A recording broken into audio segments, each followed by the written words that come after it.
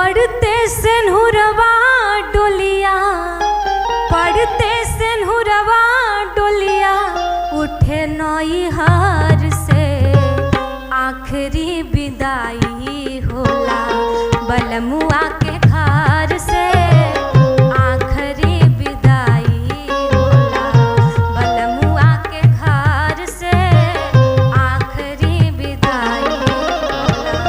पढ़ते सेनुरवा डोलिया, पढ़ते सेनुरवा डोलिया उठे नैहर से, आखिरी विदाई होला बलमुआ के घर से, आखिरी विदाई होला।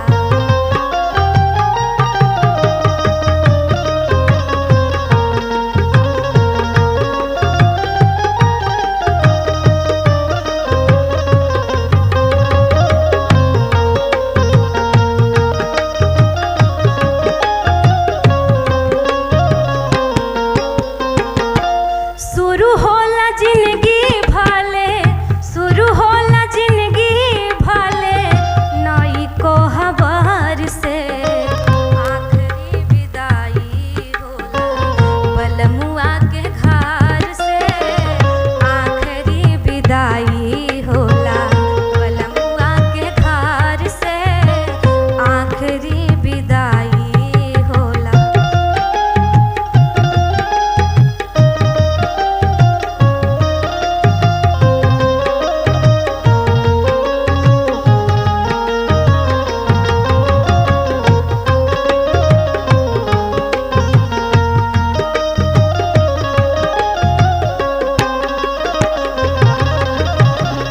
नैहर के मड़वाया पिया के चुनरिया, सोरा हो सिंगार करके बैठे गुजरिया।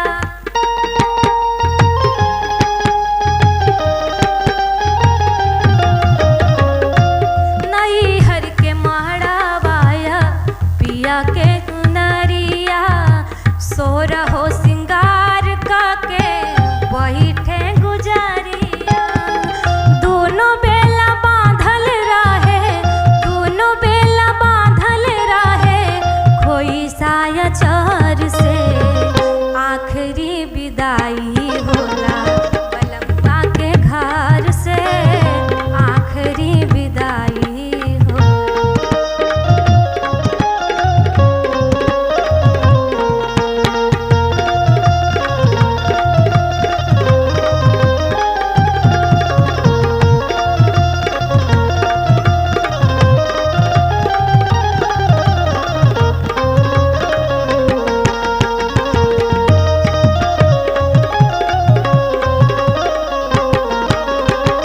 चार गो कोहार